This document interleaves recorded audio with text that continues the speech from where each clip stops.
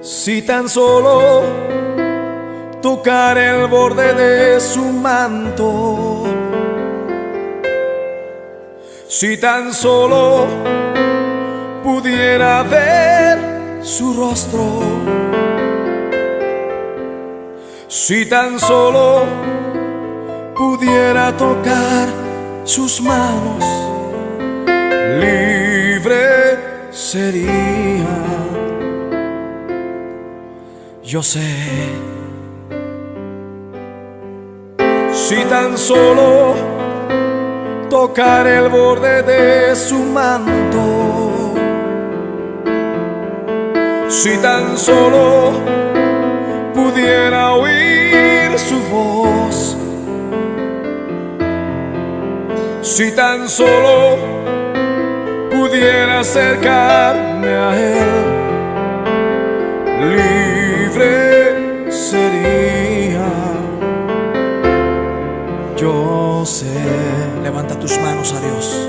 Porque delante de ti solo soy alguien que necesita un toque del Maestro para ser liberado. Porque delante de ti solo soy alguien que necesita una mirada de mi Salvador.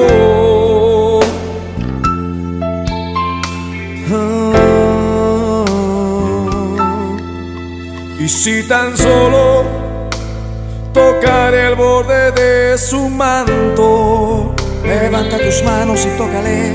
Si tan solo pudiera ver su rostro, si tan solo pudiera tocar tus manos, Señor, libre sería. Yo sé, porque delante de ti solo soy alguien que necesita un toque del Maestro para ser liberado. Porque delante de ti solo soy alguien que necesita una mirada de mi Salvador. Sí, Señor, solo necesito una mirada tuya, Dios. Dilo conmigo. Porque delante de ti solo soy alguien que necesita un toque del Maestro para ser liberado. Porque delante de ti solo soy alguien que necesita una mirada de mi Salvador. Su nombre es Jesús. Levanta tus manos y recibe a Dios. Recibe a Dios. Oh, sí. Recibe. Recibe. Él está aquí. Él está aquí. Recibe.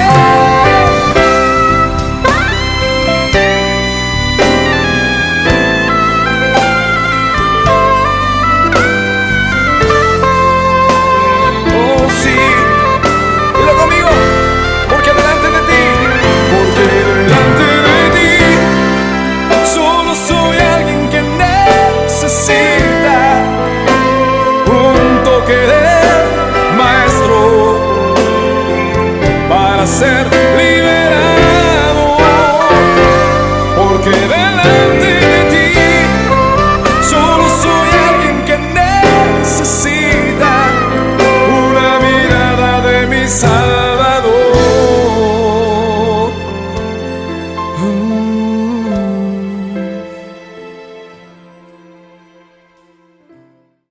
Muy buenos y bendecidos días, amados, bienvenidos al séptimo y último día de nuestro recorrido por los primeros 5 capítulos del Evangelio de Marcos.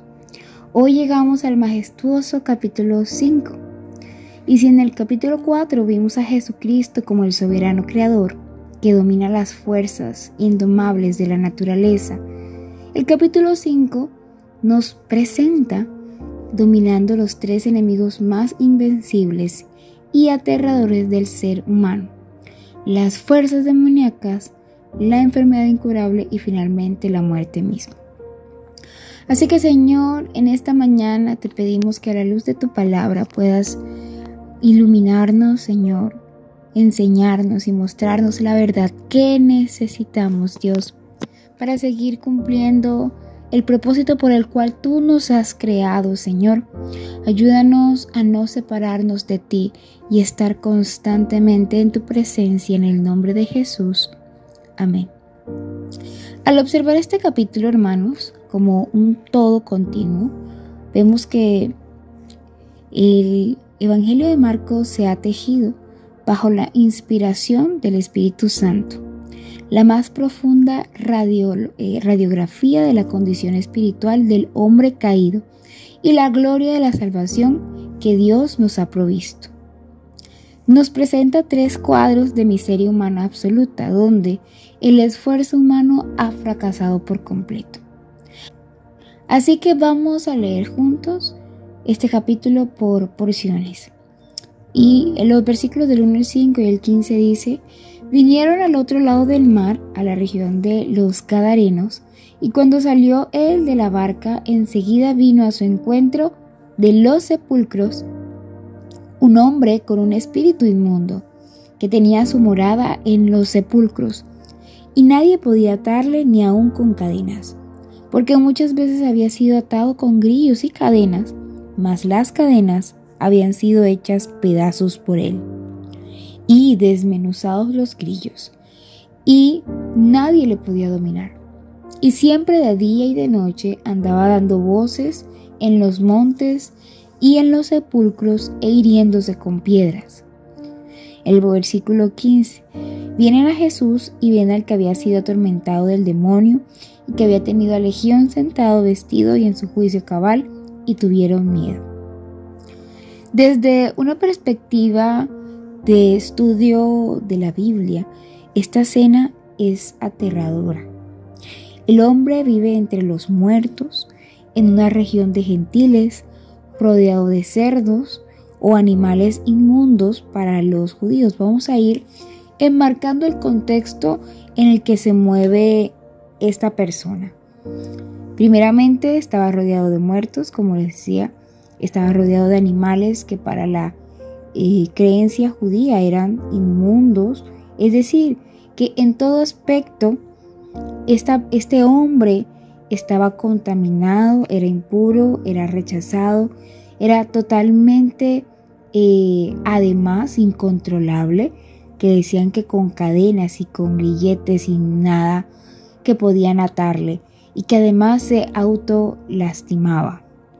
Y él representa a la humanidad bajo la esclavitud del pecado y de Satanás. Noten un detalle vital: los hombres intentaron atarlo, pero él rompía todas esas cadenas. Así es la religión humana y el moralismo. Intentan encadenar la carne y domesticar el pecado con reglas morales, pero la carne corrompida siempre rompe esas cadenas. Nadie podía dominarlo. Sin embargo, Cristo no necesita cadenas. Con una sola palabra de su boca soberana, expulsa a la legión de demonios. La salvación, hermanos, no es atar nuestra carne rebelde con buenas intenciones. La salvación es la intervención todopoderosa del Rey, que destruye las obras de la carne y nos deja sentados, vestidos y en nuestro juicio cabal a los pies de la cruz. Inmediatamente después, Jesús regresa a territorio judío y es abordado por la multitud, donde encontramos nuestra segunda escena. Esto lo pueden leer desde el versículo 25 al 29. Nuevamente les recuerdo, este estudio devocional es solo un pequeño fragmento para entender el panorama bíblico de cada uno de los capítulos y algunas perlas bíblicas muy profundas que de pronto el Señor nos pueda conceder el entender y el explicar. Pero recuerden que cada uno de estos capítulos y versículos de la Biblia debe leerlo muy intencionalmente de principio a fin y dejar que el Espíritu Santo hable a sus corazones. Siguiendo con la lectura, desde el versículo 25 al 29 dice: pero una mujer que desde hacía 12 años padecía de flujo de sangre y había sufrido mucho de muchos médicos y gastado todo lo que tenía y nada había aprovechado, antes le iba peor, cuando oyó hablar de Jesús, vino por detrás entre la multitud y tocó su manto, porque decía: si tocare tan solamente su manto, seré salva. Y enseguida la fuente de su sangre se secó y sintió en el cuerpo que estaba sana de aquel azote. Para entender el peso cultural e histórico de este pasaje también debemos ir a Levítico 15. El flujo de sangre hacía a esta mujer ceremonialmente impura. Todo lo que ella tocaba quedaba contaminado. Durante 12 años estuvo aislada de la adoración en el templo, marginada socialmente. Ella representa nuestra inmundicia espiritual. Notemos de nuevo la incapacidad humana. Gastó todo en médicos terrenales y nada había aprovechado. Antes le iba peor, dice. Las soluciones del mundo jamás podrán curar la inmundicia del pecado. Pero cuando ella toca a Cristo, ocurre el milagro de la sustitución. En el antiguo pacto, si lo puro tocaba lo impuro, lo puro se contaminaba. Pero Cristo, que es la fuente inagotable de santidad, revierte la maldición. Su pureza invade a la mujer y seca la fuente de su impureza. Nuestra fe, aunque sea tan débil que solo alcance al borde de su manto, nos une al Cristo que absorbe nuestra contaminación y nos imparte de su justicia perfecta. Esto es algo increíble que solamente Dios mismo puede hacer. No hay ningún aspecto en el cual algo que está completo, que está puro, que está limpio pueda pasar esa pureza y esa limpieza, algo que está contaminado. Solamente Cristo puede otorgarnos esa bendición. Y finalmente este crescendo de miseria humana culmina en el peor de los escenarios posibles. Mientras Jesús hablaba con la mujer, llegan noticias de la casa de Jairo, un alto líder de la sinagoga. Su hija de 12 años ha muerto. Y invito a que lean este capítulo. Realmente este capítulo 5 tiene mucha teología muy profunda, de mucho análisis. Les recomiendo que no lo lea rápidamente, sino que el Señor a través del Espíritu Santo pueda hablarle con cada uno de estos ejemplos que son además preciosos. Dice el versículo 35 y del 38 al 41 para hacer una síntesis. Mientras él aún hablaba, esto se refiere a Jesús, vinieron de casa del príncipe de la sinagoga diciendo: tu hija ha muerto. ¿Para qué molestas más al maestro?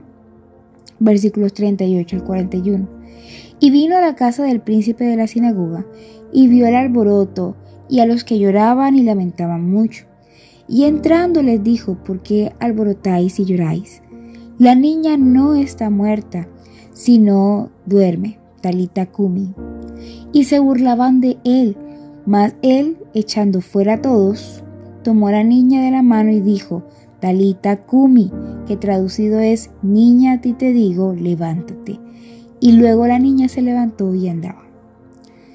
La muerte física de esta niña es la imagen bíblica perfecta de nuestra condición espiritual antes de Cristo. La depravación total no significa que estamos espiritualmente enfermos, significa que estamos espiritualmente muertos, recordando que la muerte significa separación.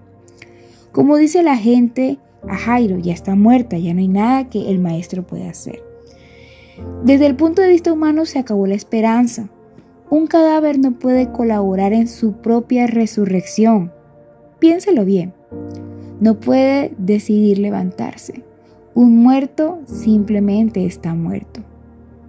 Pero el Señor de la vida se acerca.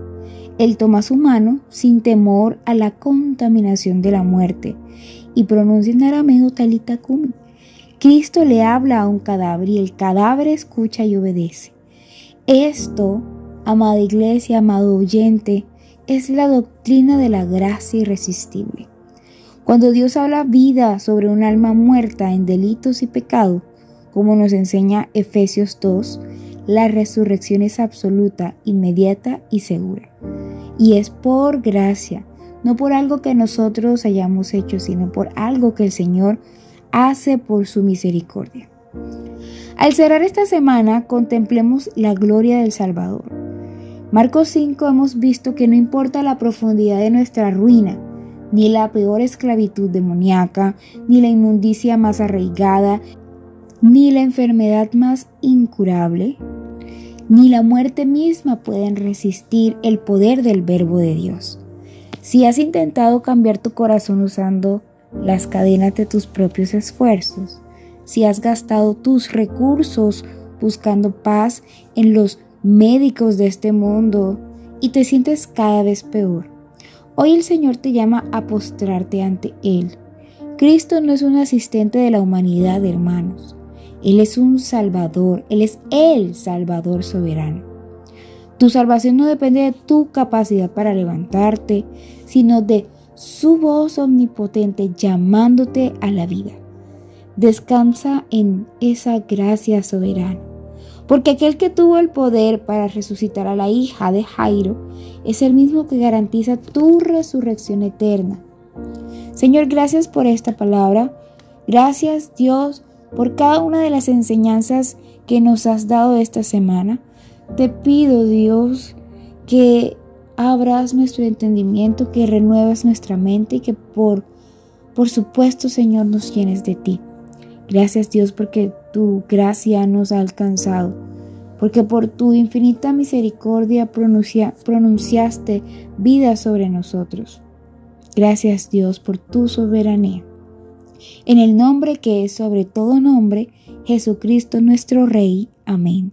Tengan todos un maravilloso día.